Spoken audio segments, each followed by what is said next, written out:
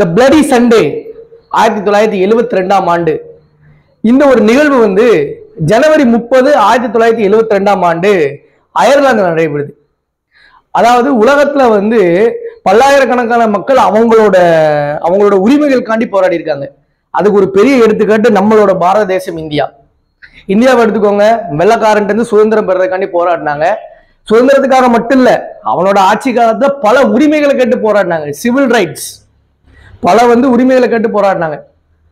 அதுல பாத்தீங்கன்னா இந்தியாவோட சுதந்திர போராட்டத்துல ரவுலட் ஆக்ட் அப்படின்னு வெள்ளக்காரவனை கொண்டு வருவான் 1919ஆம் ஆண்டு.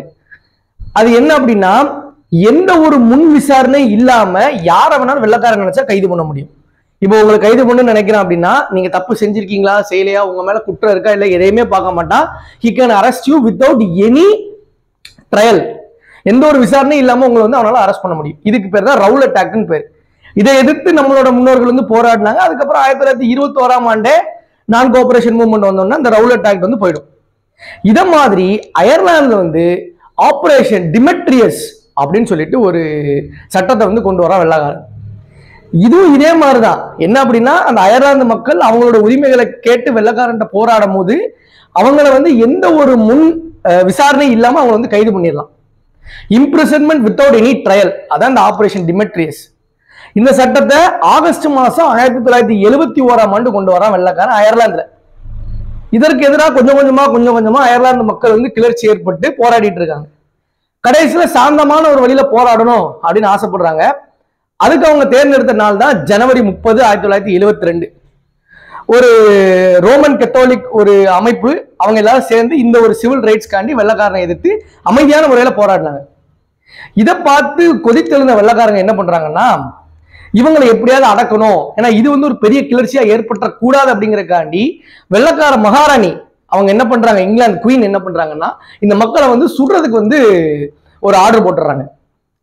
அப்போ இந்த சாந்தமாக போராடி கொண்டிருக்கிற இந்த அயர்லாந்து மக்களை நோக்கி வெள்ளக்கார ஆர்மி துப்பாக்கி குண்டுகள் பொழிகிறாங்க.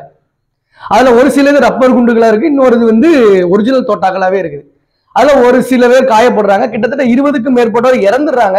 ஒரு 14 பேர் கிட்ட காயப்பட்டுறாங்க. அதுல ஒரு அயர்லாந்து வீரர், அப்ப இந்த மக்களை தாக்குறாங்க அயர்லாந்து ஆர்மி வந்துரும்ல, அதுல ஒரு அயர்லாந்து ஆர்மியில இருந்த ஒரு வீரருக்கு அடிபட்டுருது.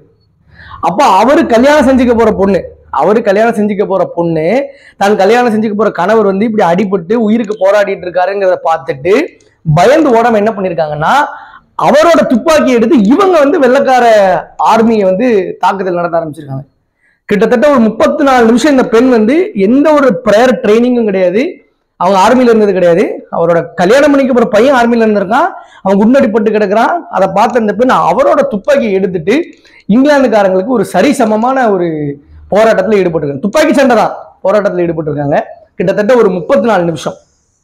கிட்டத்தட்ட இவங்களும் இங்கிலாந்து ஆர்மியில் இருக்கக்கூடிய வீரர்களுக்கு சகமாக போரிட்டு ஒரு சில பாதிப்பு இவங்களும் ஏற்படுத்தியிருக்காங்க. ஆனா இந்த இங்கிலாந்து போர் வீரர்களுக்கு இவங்க இப்படி தாக்கிட்டு இருக்க ஒரு பெண்ணுங்கிறதே தெரியல. ஆனா கடைசியில இவங்க இறந்துடுறாங்க. இங்கிலாந்துக்காக இவரை சுட்டு கொண்டுடுறாங்க. ஆனால் என்ன ஒரு இதுல ஒரு முக்கியமான விஷயம்னா, இந்த இங்கிலாந்து வீரர்களே இந்த பெண்மணி மதிச்சிருக்காங்க.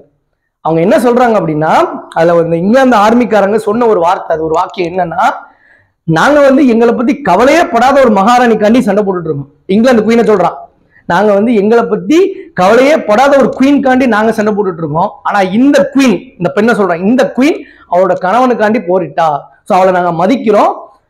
அவள் இறந்ததுக்கு அப்புறம் அவளை யாருமே தொடக்கூடாது, அவளை அப்படி கொண்டு போய் அயர்லாந்து ஆர்மிட்ட ஒப்படைச்சிடணும் அப்படிங்கிற ஒரு விஷயத்த இந்த இங்கிலாந்தோட அந்த பிரிட்டிஷ் கமாண்டர் சொல்றாரு. சோ அவர் சொன்ன அந்த வார்த்தையை பாத்தீங்களா, we are fighting for a queen who doesn't care about us, but this queen is fighting for her fiancé.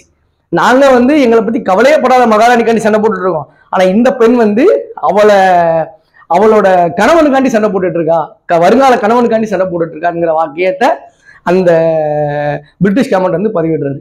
So அந்த காலத்துல இருக்கக்கூடிய பெண்கள் கணவன் மேல அவ்வளவு மரியாதை இருந்திருக்காங்க. கணவன் கூட கிடையாது, கணவனாக வரப்போறேன் அவ்வளவு மரியாதை இருந்திருக்காங்க.